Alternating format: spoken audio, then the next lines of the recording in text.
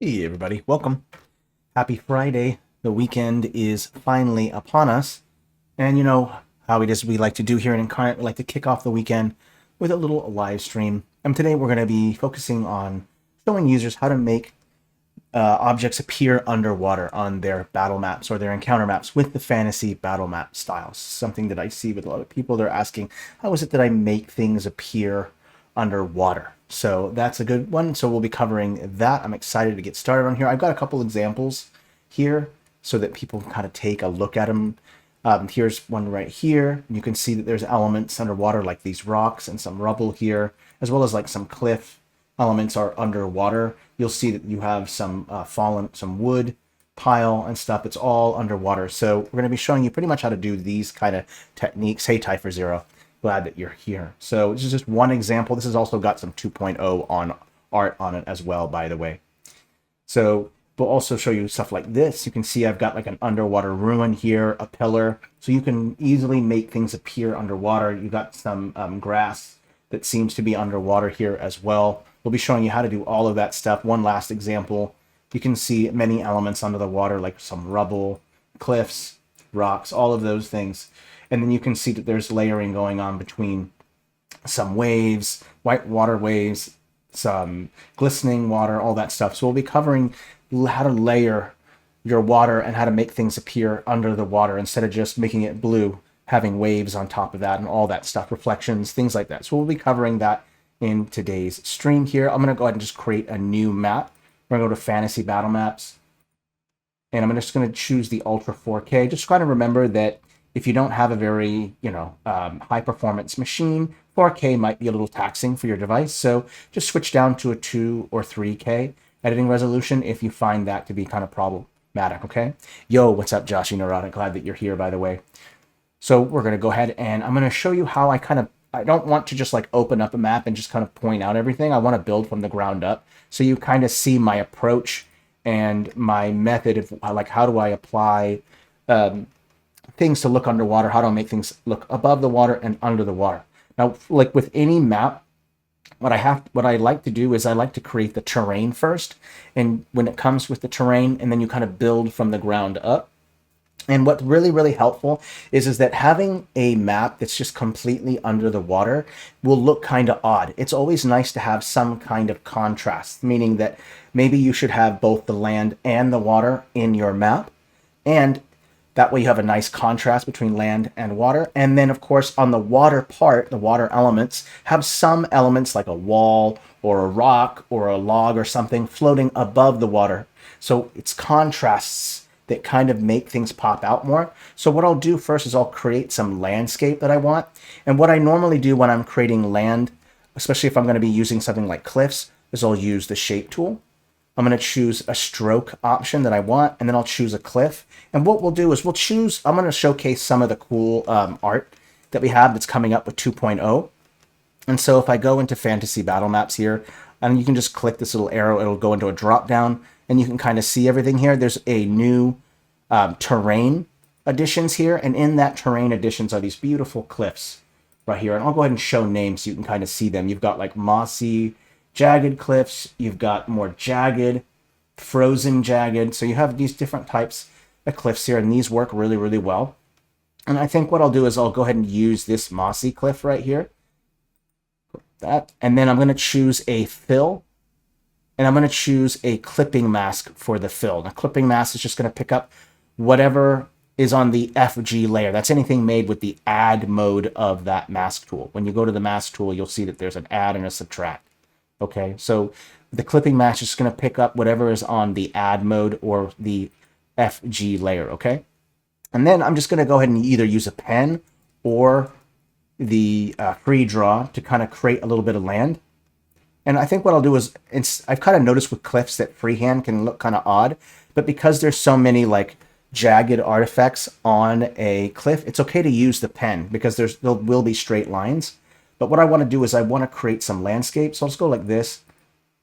And what I'm going to do is I want to be careful of the ratio between land and water. And what this one is because it's an underwater type of map, I want the majority of the map to be under the water while there's just a little bit of land. Now, if you ever see like the cliffs right here, they're facing the wrong way. Right over here, you just go flip stroke vertically and it will switch it around like that. I'm also going to bring the size up a little bit to hide these little edges right here. So I'm going to hide that off. So now I have some land right there. That looks good. And I'm going to go ahead and choose a texture that will kind of match with that cliff. And there should be some textures dedicated to that. There's this grassy rock right here. This will probably just work fine. Select FG layer, click fill. So now you have this nice cliff face right here. And no matter where I put it, it will have that texture because I've filled the entire FG layer with that texture. And I can always repaint it if I want to. That's why I'm using a clipping mask. I want to be able to see, have whatever on the FG layer on here, okay? So that's going to be important. So I'll leave that there and we'll call it good for now. I'm going to go ahead and pick a color for the water, for the BG layer. I'm going to go back to clicking Fantasy Battlemaps. That way I can select any texture that I want. Click water, and you'll see there's a whole bunch of options here. I kind of like the ones that have like some artifacts in it. Like right here, you'll see some, I don't know, whatever this is, some kind of coral, but I think that looks really nice. I'll go back to the BG layer and just fill, and it should fill that entire thing up. And this will just do for now. We don't actually have to end up using this same blue color. For now, I want to be able to have a texture, a base texture decided for both the FG and BG layers. So let's talk about some of the underwater parts. How is it that I want to show maybe that there's cliffs under the water underneath here? So I'm going to copy and paste this whole thing. I'm going to turn off the fill. I don't really need it. I'm going to go down a layer, and then I'm just going to go ahead and put it right underneath here like this. And what I'll do is I'm going to do a couple things. I might increase the scale to make it a little bit bigger, and I'm going to change the offset as well so that way it doesn't mimic exactly the cliff above it. So you see what the offset does? The offset does this. And so you see it's good to change the offset like this so that way it's not always the same. Let's go up a little bit right here. And then the next step is you're going to go down. Make sure you have that selected. Go to blend mode and then choose luminosity. And you'll see that what luminosity does is it picks up whatever color is beneath it. Because I have a blue water-like texture, it's going to pick up that color. Now, what the luminosity blend mode doesn't do is it doesn't pick up the darkness or the contrast or the brightness. And so you have to make those adjustments yourself. So what I might want to do is make sure that I have that selected. And what I might do is lock the top so I don't accidentally select it because they're so close to each other, both these cliffs. And then I might want to mess around might want to end up changing some things. So I'm going to go over here to advanced stroke options. Open stroke color adjustments. And what I'll do is I'll bring the contrast just a little bit down like this. And I might even bring the brightness down a little bit to kind of represent that it's a little further down. I can change that as I see fit. And what you have is a portion of the cliff looks like it's underwater, right? So now you kind of have a top above the water and below the water element, and that's kind of helpful. So the next part that I might want to do is maybe creating just a couple cliff rocks that kind of attach. You'll notice that this cliff right here, it just has this very sharp kind of line that shows the difference between the water and the land. Maybe I want to create some smaller variations of cliffs in the water that maybe represent like maybe water has eroded away at some of the land and left tiny little rocky like islands. So let's go do that. I'll go ahead and use that brush or the shape tool. I'm going to use the pen again. And then I'm going to go ahead, I'm going to bring the scale down a little bit. And then what I'll do is I'm just going to create a little island that kind of matches a little bit the same kind of shape along the rock there. So I have this little tiny island right here. I press plus right here like that. Oops, I got the wrong one. Let's select that one. And I'm going to turn the blend mode off. Luminosity, I don't need that. Let's go ahead and flip. Remember, if it feels screwy-looey, you just flip it like this.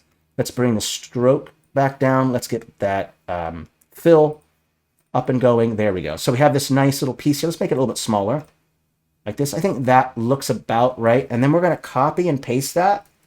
And then we're just going to do it again, right? This time we're going to bring the scale up. Don't forget to change the offset. Let's go ahead and turn the fill off because you don't really need it because you can't see beneath it. And then, of course, you'll change that blend mode again back to luminosity. And then we'll make those individual changes by changing the contrast a little bit, bringing the brightness down a little bit. And then what I'll do is I'll go ahead and just group these two, and we'll call it rock isle. Create, and then I'll go ahead and just put those right there like that. So now you have this little island right here. Hey, first time chatters, both of you, the Queen Quack, glad that you're here, and Twilight, awesome, glad that you're both here. Definitely glad that you're scoping and checking it out. So now I have like this nice piece of land and water, right? Remember, contrasts are really important. That's how you make it look nice. Now, there's some other things that I might want to consider doing. For instance, I should probably go ahead and group these two right here, and we'll call this the main cliff. That way I kind of know where it is, because what happens is that the more and more that you add, what happens is that your list in the scene becomes longer and longer, and then it becomes harder to find things. What's really, really helpful is to start right off the bat and just get organized. I've created the main cliff. I've labeled it, grouped it. Same thing with that little island right there. I've done the same thing. Now, one thing I might want to consider doing is that I want to paint maybe some waves crashing up against the rocks. But how do I do that? Because I can't paint on top of an object unless I use the top layer. But that comes with a caveat. The top layer doesn't actually pick up a filter that's on top of it. The top layer will always be on top of the filter. So the way that I resolve this issue is sometimes I'll flatten things to a layer. So for instance, I might want to take this cliff that's underwater, and I'm just going to flatten it to the BG layer. Oopsie, that's the FG layer, my mistake. Want to undo that.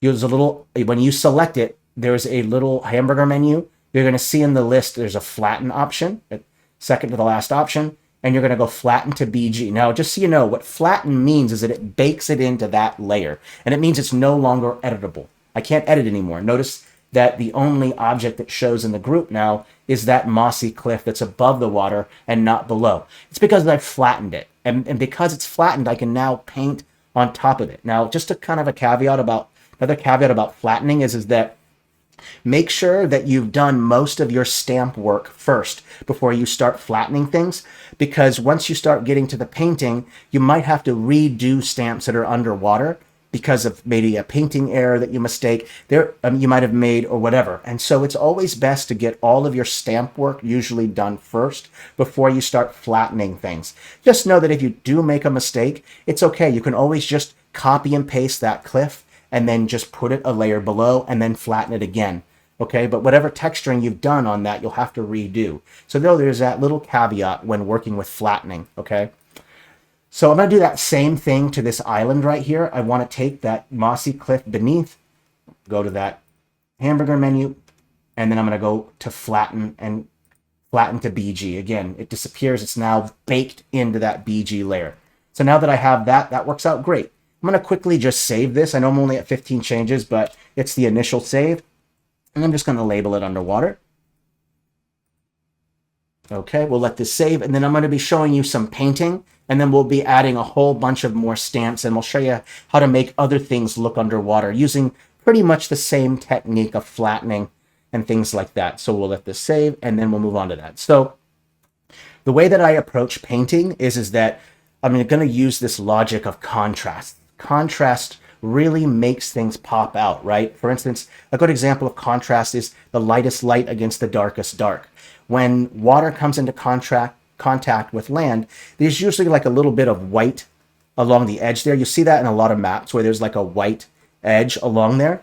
Now that we flattened it, we can totally do that. And what we'll use is I'm going to use snow to kind of represent white water. And then I'm going to bring the opacity down. Whenever you're painting, especially when you're doing painting like blending, you're always going to want to make sure that you bring your opacity down a little bit. And then what I'll do here is I'm going to set to that BG layer right here, layer background. I'm just going to go ahead and zoom in a little bit so I can see what I'm doing. And then right along this edge, I'm just going to paint this nice hard white edge. In fact, I'll even bring the opacity up a little bit. There we go. And I'm just going to make this nice white hard edge all along here like this. It might take a couple strokes. In fact, I can even put it at 100% because what I really want is a really bright white to be right there. And this is going to represent water coming into contact with that cliff there. I'm going to do the same thing here. Put this nice watery effect. And now when I take a step back, you're going to notice that there is some serious contrasts there with that white kind of edge there. That can represent sea foam. It can represent water hitting up against the cliff. It can represent a lot of things, but that bright white right there creates a contrast between the cliff and the water. And so that makes it clear this is the contact where the water comes into contact with land. Okay, let's keep going. I'm going to go ahead and zoom in. Let's go ahead and create some more islands, and we'll just make some smaller ones. So I'll go back. I want to make sure that I have the right thing selected. So what I'll do is I'll just open up this rock island, and then when I select that group or that shape, what happens is it will memorize the last shape that I use, the settings, and so then when I go over to paint, it'll have those settings memorized. So I'll go back to the pen, and what I'll do is I'll just make a series of smaller little islands like this. So I'll put one there. I'm going to put another one here. I'm not going to worry about whether or not it's facing the right way. I'll go ahead and fix that later. First, I'll just make a series of small little islands like this. Press Enter plus. There we go. And then I'll select these two. We're going to flip. There we go, like that. And I'm noticing there's an issue here with, if I bring the stamp scale down, you'll notice that weird edge is gone. See here again? See this sharp little piece right here? I can fix that by just going to the offset. I can change the offset like that, or if it's too much, then you can always just bring the stamp scale down a little bit. And what that will do is it will help to remove the sharper edges. So I'll go ahead and just fix that. There we go. That looks good. Same thing. I see one here. I'll bring the scale down a little bit more. Oh, right about there looks good. And I think this one looks good. Okay, so now I have these nice smaller pieces here. That works out well. I'm going to do that same thing. Remember, I'm going to copy, paste those, bring them down a layer. I'm going to bring the scale up just a tad so they're just right underneath. There we go, like that. And then I'm going to change that offset so they're not exactly the same. And then we'll go back to luminosity, blend mode. There we go. And then we'll make those minor adjustments with the contrast. There we go. And the brightness. It's a little too much. What about there? Looks good. Okay. And then I'll make sure to group every single one of these. So we'll select these two, create group. We'll put rock 1, create. Yeah, it has been a blessing, hasn't it? I'm going to go ahead and group this one. We'll call it rock 2, so that way I remember it. And then we'll go ahead and do this last one right here, create group, rock 3. Okay, great. All right. Now I can start like arranging these in a way to where they kind of match a little bit here. So maybe I can put one off to the side, like right here. And then maybe we can put another one, maybe right here. Let me see which one would work best. I'm trying to figure out the best location. I think right about there looks good. And of course, I'm going to go ahead and flatten those underwater cliffs. So I'll flatten the BG, open up this one, flatten to BG. Oopsie, I said FG, my mistake. Just undo. Go back to flatten to BG. Same thing here. Flatten to BG. Okay. And then I can go in with that hard brush again and then kind of add in that water along here. There we go. Oh, you know what? I think I might... Did I accidentally flatten it the wrong one? I might have. I think overall that looks okay. And then what I'll use is I'm going to use a different water. You can do multiple things here. Let's see here. I think there's a water from... Let me check here. That looks like water foam, but I think there's another one that might work better. Let me go back to Fantasy Battlemaps here. I think there's one in jungle. Let me go check that. Jungle, temple, village, jungle. There it is. Ah, right here. This water reflections right here. This works good. Let's check the scale to see what it looks like. And I'm going to go ahead and just paint in just to kind of create this effect of like a little bit of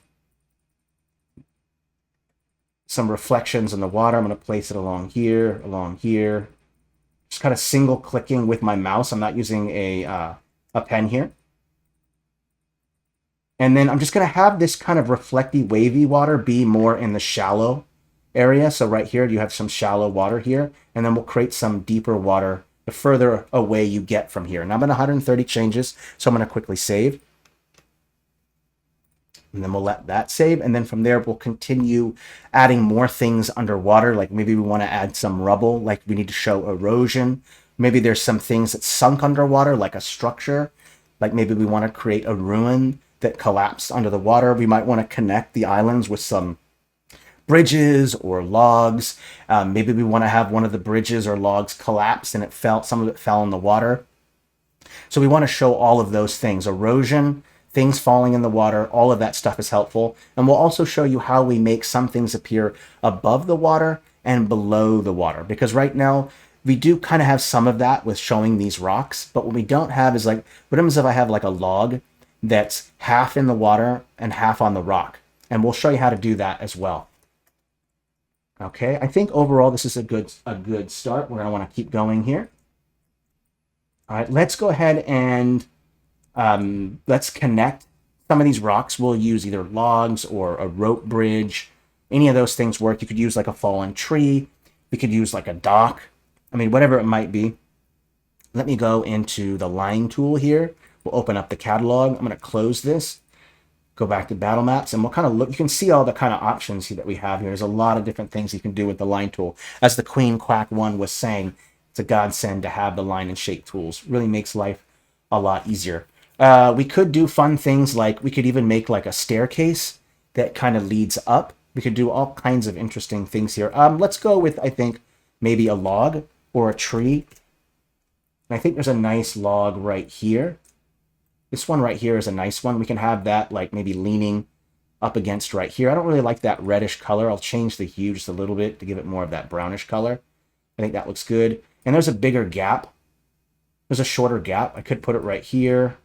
I'm going to take a step back real quick and just kind of look at an angle. I think I like it right about there. I think looks good because I want my players to be able to cross the bridge and then they could either jump to this other rock over here. We might want to put maybe some kind of fortification or something on there. I'm going to turn the snap to grid off. Not sure why that's on. And then what I want to do is I want to show some pieces that like were underwater. So you notice here that I have this piece right here. Maybe I want to show that underwater. Just like I did before, I can go with changing the blend mode to luminosity, and then I'll bring that contrast down quite a bit. I'll push it down a layer, and to further represent depth, what I'll do is I'll put it underneath right here like this. So it looks like it's underneath there. And you'll notice again, you see, I wanted to make this mistake on purpose so you could see what I mean. You notice how I applied all those textures? See what happens? When I apply all those textures, it doesn't, the stamp right here, the log, is on top of it. So I would have to repaint some of that texture there. So that's what I mean by make sure that you have all your stamps down first. Otherwise, you're going to have to be repainting quite a bit. So just kind of remember that thing when you're kind of putting things together, okay? So I'll kind of put that right there, and then I'll flatten it to the BG like that. And then I can just take that water texture and just put it right on top of it. So it looks like it's underwater. And by doing this sense of layering, right? I have this log on top of the land, and then I have another log underneath.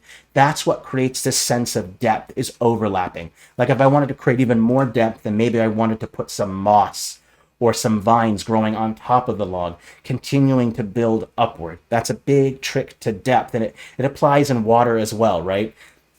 So kind of remember that. That's kind of helpful. And then remember I mentioned having something show above the water and below the water. Let me show you how I go about that. So this little piece of wood right here works really well for that. So what I'll end up doing is I'll make sure my blend mode is set to normal, and I'm going to make sure my color is set to normal. Make sure everything's set to normal. I'm going to change the wood color a little bit. And I want to show that maybe this log is half above the water and half in the water. So I'll have one piece of it be on top like this. And then I'll copy and paste and put that same one again right underneath like that, custom none. And then I'll change that blend mode to luminosity. And then what I'll do is I'll just make sure the line work kind of connects here. And then it will look like it's half under the water and half above the water, right? So you kind of get the general idea. I might have to scale it down just a little bit to make sure that that edge there kind of fits in. And then I would flatten this to that BG layer. And then when I apply that texture, it looks like it's underwater. And I would also, because that log is coming into contact with the water, use that same technique where water comes into contact with land and add a little bit of that white all along there, just like that. So that way it kind of looks like it's coming into contact with the log above the water. So you kind of get that technique. So not too complex to kind of show things being underwater and above the water. Pretty easy stuff. Let's also maybe show this illusion of like, maybe there was an island, another island right here, but it collapsed under the water, right? And so the great way to show that is to maybe use some rubble. And one thing I want to mention is, remember I was talking about contrasts earlier, land and water. Another great contrast is showing something that is not ruined and something that is ruined, right? That's a great contrast, right? You have half a building and then the other half of the building is kind of ruined. That's another stark contrast. This is a very common trick that artists use a lot. Contrasts are how you make these striking compositions, right? Something's half under the water, something's half above the water, something's half broken, something's half not broken, right? And so by showing these contrasts, you make things more striking to the viewer. So I'm going to go ahead and change that blend mode to luminosity. I really want to make sure that these are underwater. I'm going to do change my contrasts like this. Let's bring that down. Let's bring the contrast down just a little bit more. And now I should have the same settings, but I do have to change the blend mode.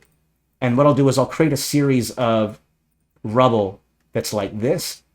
And what this represents is that maybe an island that collapsed. And in fact, I can even maybe take a piece like this and just put it on top and kind of make it look like part of it is underwater that collapsed and some of it isn't. So I could take that piece, copy and paste another one. Let's make it a little bit smaller. Let's put it right about there, like this. And then there's one other thing I'm going to do. I'm going to select all that and put that a little bit further down underwater. And then I'm going to show some rubble above the water. So I'll go ahead and use that same technique. I'll go turn the luminosity off. I'll bring that contrast kind of back up a little bit, maybe bring it down a little bit, because I've kind of noticed that with the 2.0 art, there's a little less contrast. Like if you look carefully, the difference between the newer cliffs and then the art for this rubble, you'll see there's a huge contrast difference. The contrast is much higher up than the 1.0 art. And so to make the 1.0 art kind of match a little better with the 2.0 art, the 1 and the 2 art, I'm going to bring the contrast down like that. And then I'll go ahead and just place that right underneath like this to make it kind of look like some of this island or some of this rock area is kind of collapsed. I'll put another one right here like that. And then I'll take those two pieces right here, that one and that one right there. And I'm just going to lock that so I don't accidentally select them. And then I'll go ahead and select all that rubble right there like that. And then I'll go ahead and flatten that. Matter of fact, I'll make it a little bit smaller. It's kind of big. There we go. About that size. Looks good. And then I'm going to go ahead and flatten to BG layer. And then I can start doing what I did before, right? I'll start wherever it comes into contact. Just doing single clicks here. Wherever it comes into contact with water, the land or those rocks, I'll go ahead and put that white water just like that, all along that ledge there. And then I'll also use a little bit of that other more wavy part right here. And I'll just kind of apply that. So at least it's covering some of the rocks under the water there, creating that extra sense of depth there. There we go. So you can see now that you can show all that stuff. Kind of helpful. I feel that contrasts are so important. It doesn't just apply to underwater. It can be so many things. What makes a map really striking are those contrasts. Pretty common concept among artists. Okay, let's keep going here. We have a lot more to do here. Let me check the time here. It is 3:30 PST. So what we'll do is I'm going to add a couple more details above the water to help kind of explain what might be happening below the water. So let's go back into that catalog. There is that terrain that we talked about. So if I go to Fantasy Battlemaps, you can see there's a lot of different new art coming up. There's these terrain additions right here, and we're going to use the rocks, the same rocks that were kind of meant to go with this mossy cliff. And there's a couple of them. There's this one right here, and then there's another one right here, and then there's another set right here of smaller rocks. So you kind of have big, medium, small here. I place them down so they will show up in my recently used, so I have them there. Whenever I'm approaching adding big rocks, I usually start in that order: big, medium, small. So I'll place the big rocks first. I want to show an extra layer of height, so I'll go ahead and place that rock on top of the ledge right here, like that, and then I'll maybe put another one like right here. Let me go ahead and flip this, and I'll kind of fit that rock right there, and then we'll add another one. Let's put this one right here. Let's fit it right about there. I think that looks good. And then I'll go ahead and take the medium-sized rocks, and I'll place a medium-sized rock there, maybe one right here, and then another one maybe on this island here. Let's put one right, place this correctly, one there, and then we'll place another rock on top of this one, just to kind of create this illusion of like, these rock islands aren't just flat, right? Normally, wind and erosion carves out, you know, the weaker materials of the rock, and so you don't normally just have this plateau rock. You'll notice that these rocks are really flat looking. By throwing on these medium-sized rocks right here, it kind of gives the illusion that it's not just a flat plateau rock on the ocean. And you would expect a lot of erosion when it comes to your ocean, because it's where there's a lot of weathering, right? You have strong winds, you have rain, storms, all those things are going to be carving away at the weaker materials, that weaker rock, right? And so by stacking these rocks on top of each other, you're kind of creating that illusion of depth and erosion, right? So don't always have your rocks just be totally flat like this. You see how this is just completely flat right here? That's okay, because you do want some flat for your players to walk on, but you do want to add in multiple rocks on top of each other to create that extra sense of depth. In fact, you can stack multiple rocks on top of each other. I have one rock right here. I can place another one just right on top of that. And I can put another rock on top of there. Just keep stacking rock on top of rock. Maybe I want to put another stack of rocks right there. Let's add another one right here, a smaller one right here like this, right? And then once you've done all that, you can select, you can go into that into the object list there and just type in rock. And I'm going to go ahead and select all matching. I'm going to go with the select. Oopsie, you know what? I'm going to go ahead and lock all of these rocks right here, so that way, because I notice that they have the same name, they have rock written into it. There we go. Now I should only be able to select the rocks. There we go. So I'll select, we'll type in rock, select all matching, perfect. And then I'm going to change some shadows. I'm going to bring the object, the shadow blur up. I'm going to bring the intensity up. There we go. Now you really kind of see some height there. And then I might want to choose a direction for the sun to be in. So I'll use object shadows to kind of create this illusion of shadows. Let's go ahead and select that one. Let's maybe bring this up a little bit, bring it that way. I think right about there looks good. Let's bring the intensity up just a little bit more. I think right about there looks good. We'll bring the blur up a little bit. There we go. Then when I take a step back, you'll see that the rocks look like they're popped up more. And one other thing that you can also do is the rock that's at the very top, on top of everything, like this. That rock's on top, that rock's on top. You can bring the brightness up a little bit because we're using contrast to show height. So if you bring the brightness up of those rocks that are on the very top, it will make it look like they're higher up, okay? And you can make a kind of a gradient, right? Like maybe I want to have this rock be just a little bit brighter, but not much brighter, okay? There we go. Okay. So you see there's quite a bit here when you're kind of putting things together there. Let me just make sure, take a look at everything. 31 changes, we're all right. Thanks, Typer0, for catching that. All right, so you kind of get what you can do with shadows here. I don't want to focus too much on the land bits. I want to definitely go more into the underwater, but I've showed you pretty much all the techniques that I've used. Really, it's a matter of flattening things. If you want to paint the water, if you want to paint things on top of it, you can use a shape to do this, but I kind of find that flattening is just more effective. Perhaps when 2.0 comes out, there'll be more effective ways of kind of doing it. But for me, this is the technique that I used. Other people have used shapes to kind of create a water, and then they put that underneath the cliffs. And then all you have to do is just bring the opacity down of the shape, and then you can still see things under the water, but you still can't paint when you do it that way. So this is the only technique that I know of. I'm sure there are other really, really talented artists here like the Musical Rogue and a couple others who have a technique where they don't have to do all this flattening. But for now, this is the technique that I use. And most certainly when 2.0 comes out, I'll be trying to come up with new techniques on try to make it as easy as possible. Just remember that one thing that I said. You always want to put down all your stamps first under the water and everywhere else before you flatten them, because you do have to do some retexturing.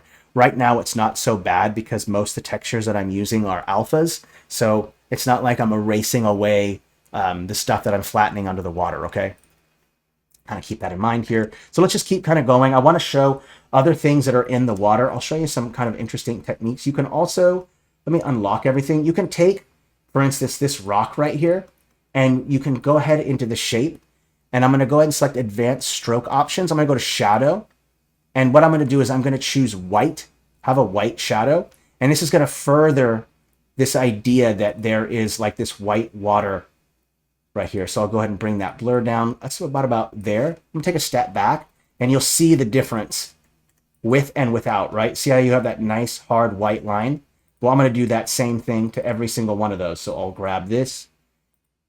I'll go back to shadow. And what I'll end up doing, oh, I notice here that the shadow shows underneath here. That is a bit of a problematic. Cool trick here. If you want to show, let's say that you want to show the shadows for this cliff right here, but you don't want the shadows to show up on the inside of the cliff. Let me give you an example. So if I select this here, I turn the shadow on, you're going to notice that there's a shadow in the center here that you can see. See how you can see the shadow on the inside? What happens if I want to hide that shadow? Well, there is a trick. You can actually change the layer of the fill, right? So I have this fill clip mask. If I bring the fill up, you're going to notice that it pushes it above like that, see? So if I push it up, it's going to hide that. Now just know that whatever the shape is, it might not look well. You see that there's some sharp edges right here, like that. So that can be kind of problematic. You can use a blur to do it, if I remember correctly. Like I can go into the fill here, and I think there is a blur option. Let me double check that. Oop, no, it doesn't look like there is a blur for that. My mistake. The way that you can kind of fix this problem, if you feel that there is some problems there, is you can just take those smaller individual rocks and just place them on top like this to hide the more softer, the harder edges. So if I just go like this, what I'm doing is I'm kind of diverting the eye away from those hard edges right there. And so now it doesn't look quite as obvious, but that's a little bit of a nice trick there that you can use to bring the fill above the stroke shadow. Just know that when you do that, you might have some interesting problems with the outline of the fill being above the stroke, okay? But it's a nice trick. It works fairly well. And I want to do the same thing as well to like this one right here. This big one right here, I want to mess with that object shadow. Oh, let me finish this one, by the way, first. My mistake. I didn't finish that. Grab that, go back to shadow. We're going to make it white. There we go. Perfect. We'll bring the size down a little bit. There we go. I'm noticing I'm getting some flickering because it's getting a little hot in here. So whenever you see flickering like that, it could be mean that there could be a lot of megabytes. It could be lagging a little bit. And so what I end up doing is I'll end up saving real quick first, because I'm seeing some flashing on the screen. It's starting to bug out a little bit. That's okay. And then what I'll end up doing is after saving it, I'll just refresh the page. So I'll go ahead and let it refresh and let it kind of do that.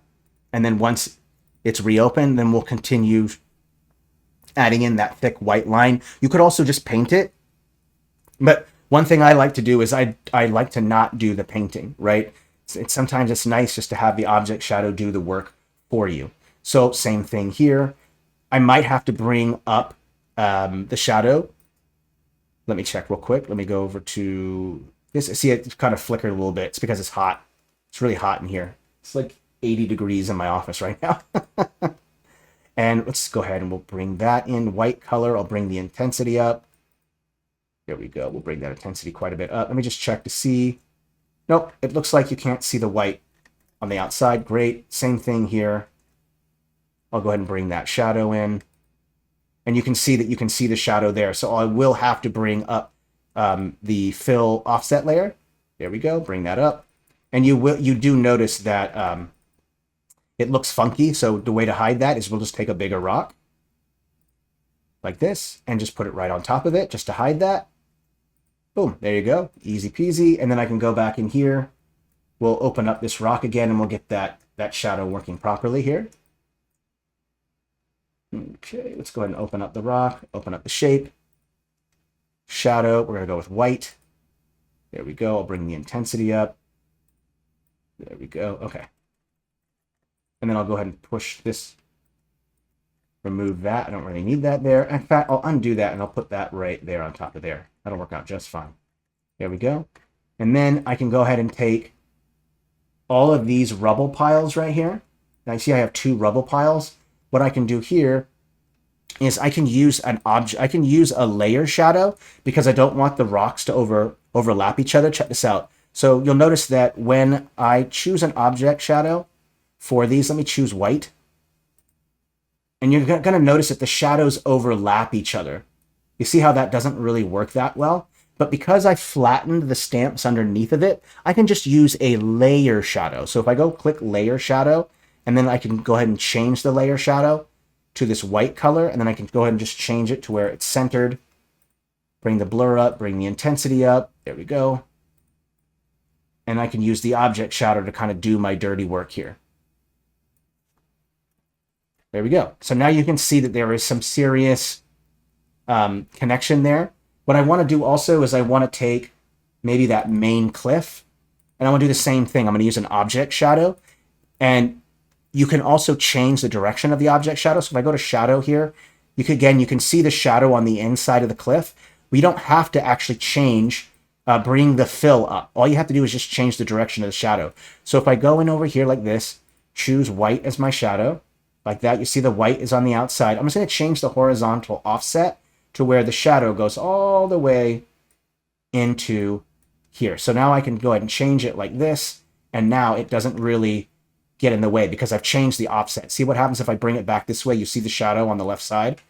But if I go ahead and just change that offset like that, now I have that nice shadow there, nice white shadow. And of course, I might add in some white snow to act as like maybe some white water. So I'll just go ahead and click like this and just add a whole bunch right where that hard white line is. Like this, that looks good. Get some nice hard white. And there, same thing here along this edge. Along here as well. Kind of, that way I can really show some interaction between the water and the land, right? You would expect some white water as the wind is spraying sea mist. So you kind of expect that a little bit, okay? So you have that. Now, what I'll also do is that because it looks like there's some activity going on, you'll notice that the cliffs don't have any like waves or splashes or anything. And so what works really well is to use snow. Like if I type in snow, this can kind of represent like sea foam or spray. And so if I just go up a layer like this, and then I just place a couple like this, it will look like there's a little bit more interaction kind of going on here by putting a little bit of that snow there. Same thing here, put it all along here, this ledge here.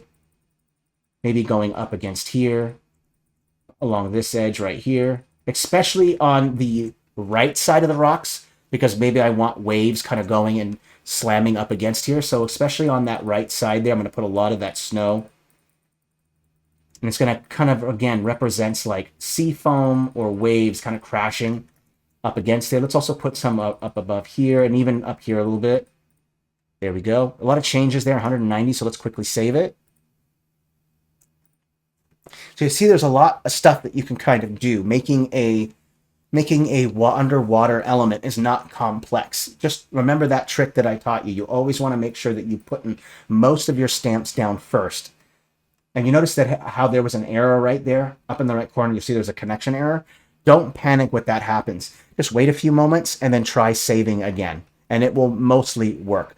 Right now, what's happening is that it's very hot in the room that I'm in, and so my machine is working a little extra harder. So, you know, sometimes a save might fail, or you might see some flickering UI. Just try to save again and then refresh the page. And then what also helps is clearing your internet cache, all right? I have an AC unit But the thing is that it's way too loud, and then people would be, my voice would be contending with the AC unit. I'm okay right now, so after the stream, I'll get everything nice and cooled down again. There isn't a whole lot of techniques that I can really show here. I think I've kind of showed it all. Remember the trick, contrasts. You want to show that there's a clear connection with contact between the land and the water. That's what that was white. That's very bright white. That really makes it pop out. And then don't just do that white object shadow, or make sure to add in some of that snow to represent sea foam. Don't forget to use some of that water reflection, like the light reflection in the water. That also kind of gives it more elements. Make sure that you have your stamps flattened under the water so you can paint on top of them.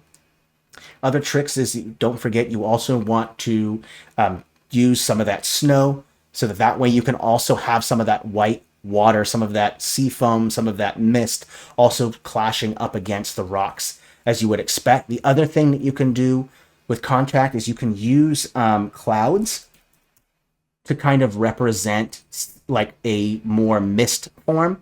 You can take these clouds, just make sure you turn that shadow off. And normally what I'll do is I'll bring the opacity down on this, because if I place it down, you'll notice that it kind of hides a lot. And so the way to fix that, because I want to be able to see, is just bring the opacity down a little bit. And then if I place that up against the right side, like this, I can kind of create this illusion that there's like sea mist slamming up against the rocks here. So I'll place some here, maybe some along here, adding that extra element of sea foam, of sea mist coming up against here. And also, you just generally find fog at the coast, right? It's just there's a lot of moisture. And so we'll kind of put this nice fog kind of interacting with that there. That looks good. Okay, we might want to maybe consider putting a few more things underwater. Let's maybe show like a ruin, but instead of making it with the shape tool, why don't we maybe use, well, we could use this right here. Like maybe we want to show that there's a ruin underwater. We could like scale this down like this. Let's bring the opacity all the way up. I'm just going to place it down just like that. I'm going to turn that layer shadow off. I'm going to maybe put it in a way where it kind of fits nicely. I'll put it down just like that. I'm going to go ahead and change that blend mode to luminosity so it picks up what's underneath it. And then I'm going to go ahead and change that contrast like I was doing before. And then what I'll end up doing is I'm going to flatten it to the BG layer. And now you have this kind of ruin section, right? And again, I want to take that that water, and I'm going to go ahead and put it on top, right? Go ahead and place that on top of it, so that way it looks like it's under the water. Like that. There you go. Okay. Now, you don't have to do that, too. You could use ruins from a different style. The fantasy regional style has some ruins, and, you know, if it's collapsed and under the water, it doesn't have to be orthographic. That means purely bird's eye view, right? If something is ruined and it falls apart, it's going to slide off and land on its side or whatever, right? And so you don't have to use top-down ruin and flatten it. You could use a ruin from fantasy regional, right? You would expect something that's collapsed to be on its side instead of facing orthographic like I did here. So a lot of different ways. There is a couple more things that I would recommend doing. You need to show a sense of height and depth on this map. So we're going to go to top layer. I'm going to choose a color. I'm going to choose, let's maybe choose a very, very dark blue maybe to kind of represent a shadow. I'm going to go over to my top layer, and I'm going to choose the normal or the overlay blend mode, so that this way, when I add a filter on top of it, it should interact with the filter a little bit better. Make sure you bring the opacity down to about 30. And I want to, one thing that I don't really, you can't really see here is depth, right? Everything seems fairly flat. And so what I'll do is I'll add a little bit of a dark shadow along here like this with this, and then that way I can really create this sense of depth by adding in this darker blue right here. So I'm creating this sense of depth. Let's put it underneath right here, all along here as well. don't forget to do it on the rock itself, especially inside the rock in these crevices right here, so you can really show some depth. Remember, the trick to depth is the shadows, right? Adding a little bit of shadow along here and along here is really going to make it pop out more. So in here as well, on these rocks, let's also just make it look like this rock. It's kind of underneath. Same thing here and here. And you'll see what the shadows do, right? The shadows start to all of a sudden kind of create this illusion that there's this sense of depth kind of going on right there. So we'll add that in here. Let's add a little bit more here, here, maybe a little bit more shadow here as well along this ledge. There we go. And so now you really have those shadows kind of popping in there. Where am I at for time? 10 more minutes. Let's go ahead and add one last bit. Let's go ahead and add like a light source. So if I go into that catalog, I type in light, and I'll just kind of use this yellow light right here. And one thing you can do to kind of show, remember I mentioned that you could show depth using contrast. So one thing is that all with the tallest rocks, like the highest points, you could put a little light, a little shadow right here. So I could put this light right on top of that rock right there. I can put one on top of maybe this rock right here. This rock seems to be high up. That one seems to be high up. That one seems to be high up. Let's put another light shadow light right there. And then I can add like a bigger light up here on top, up here. Let's go ahead and bring the opacity down a little bit. There we go. And then I can kind of stack some of those light sources together. Put another one right there. We'll bring the opacity down on that one. There we go. And then last but not least, I'll add in some filters. And there's a couple things filters that I would use. For instance, I really want to make my water a little bit bluer. So I can put a winter filter. And then what I can do is I can push it all the way down to -5 layer. And that means that blue filter isn't interacting with a lot of the rocks and the land, right? I'm just making that water look a little bluer. So check this out. If I go right here, if I turn off winter, you see the difference? It really makes that water kind of pop out a little bit more, right? And it's underneath all of those stamps and groups. Maybe I want to add a little bit more red. Like I noticed that I have some reds on the map, like this brown right here.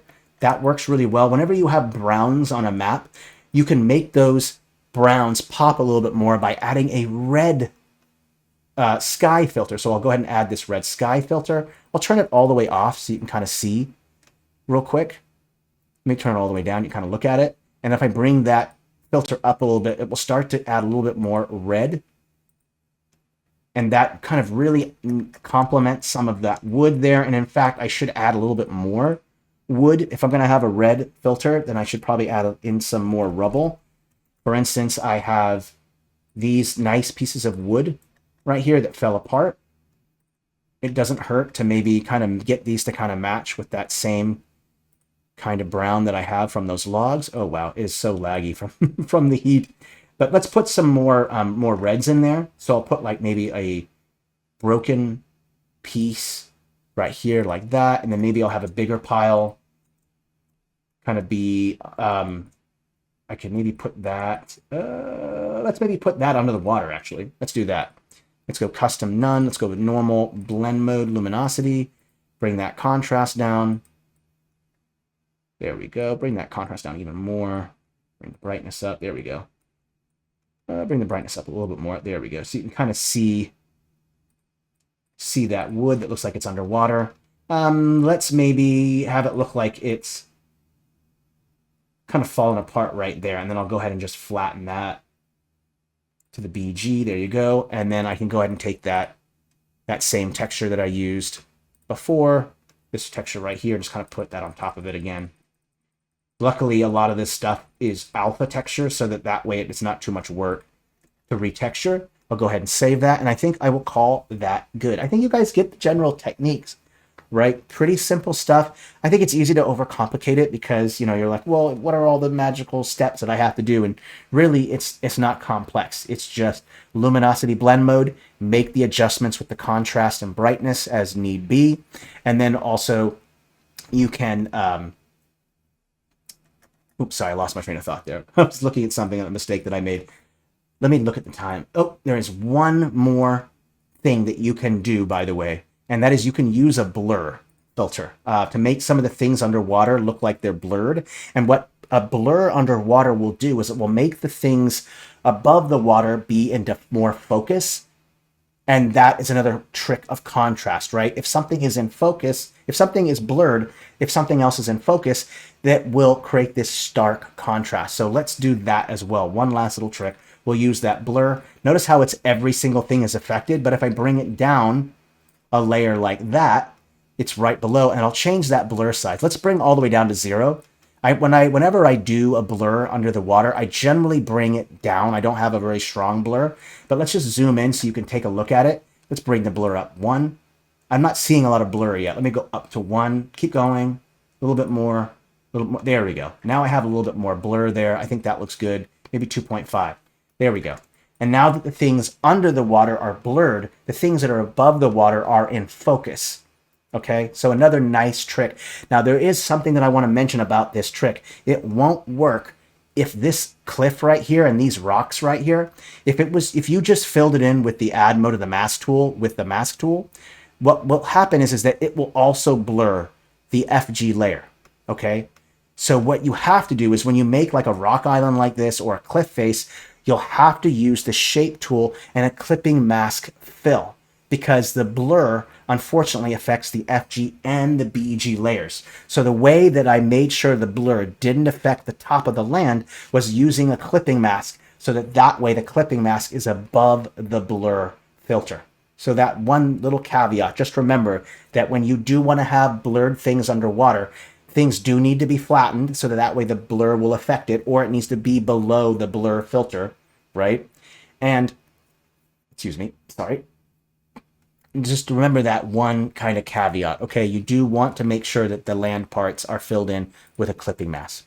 All right, well, I think that's it. I don't think I really need to add any more. I think I added in all the filters, the reds to bring the red sky to bring out the browns, and then using the blue filter or that winter filter to kind of bring out more of the blues in the water. Now, unfortunately, I can't make this map clonable because it has 2.0 art on it, but I think you get the general idea. I'm going to check some questions here in the chat.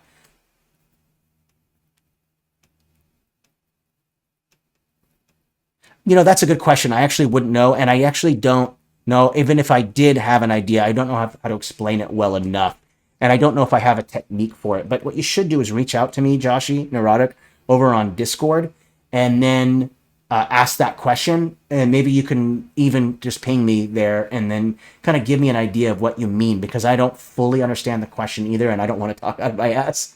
So let's not do that. I don't actually fully understand the question. But definitely reach out to me over on our Discord server, and I'll try to experiment a little bit and see what I can figure out. Making reflections. Great question. You know what? We can keep going a little bit more because I do want to show a reflection. That's a great idea. I'll do a quick example. So let's say that I have this tree. A tree is a great example. Let me show you that. I'm glad that you said that, Typer Zero. By the way, I did mention reflections too in the introduction of the video, so I want to make sure that I do that. So what I would do is make sure the tree is a layer above. So I have a tree right there, right? Now, what happens if I want to show that there's like a reflection in the water? So I would take that same tree, copy, paste, go down a layer. I'm going to turn the shadow off as I don't need it, and I'll bring the opacity way down like that. And then what I'll do is I'll go ahead and line it up like this. And then you'll be able to see a little bit of a reflection of the tree in the water. If you know, I can bring the opacity up like this if you want it to be more obvious. You can bring the opacity down. You can also change the contrast as well on the stamp like this, and then just bring the opacity down like that. So you have a little bit of a reflection there. But that's really the simplest way, is just whatever, let's say you have a tree, you just take the same tree, bring the opacity down, make it below it, and then you have that reflection there. Now, there are more complex ways to do this, but unfortunately I don't have enough time. But it is a very simple trick, right? I think trees really work the best when it comes to putting a reflection. You can also take like a dead tree. You just do the same concept. I could take like a dead tree. Let me open up the catalog. It's just going to be really slow because of the heat. Let that load real quick. and I'll show you a dead tree. So let's say I have, let's go to Fantasy Battlemap here. There we go. And then I have this, let me pick this one right here. I have this dead tree right here. It's just right on the side. Boom, right there like that. Same thing, copy, paste, bring the opacity down, turn the shadow off, and then just bring the opacity down like that. And then there you have that reflection right there in the water. Okay, so making reflections, not complex. Just take the same stamp, down a layer, drop the opacity, and just be careful with the arrangement. Like, you don't want to accidentally place that branch to where it's on the land. To see right here where I can see on the land, you want to make sure that it overlaps only onto the water and not the land. That's just one kind of trick that you want to keep in mind, because it would look really odd if you had an opaque tree kind of on the land there. So you have to arrange it in a way to where it's only on the water. That's the only kind of caveat that I can mention about that. All right, well, I think that is it for the stream. We have a whole bunch of streams set up already for this week. Be sure to go over to our Discord. If you haven't joined, please do. Incredible community. We have incredibly helpful people. The Discord monitor is just Mutty. It's easy to find me, by the way. You can also just... I have some recent maps on the map gallery, too. Just look for Mutty, and you just click my name, and then you can go and reach out to me. I do have to do some things after the stream, so if I'm slow to respond, please forgive me. All right. Well, that is it. I'm looking forward to seeing you all next week for our next round of streams. We got some master classes and some fun stuff coming up. I'm excited about that. Hope you all have a great weekend. Please stay safe and healthy, and merry map making.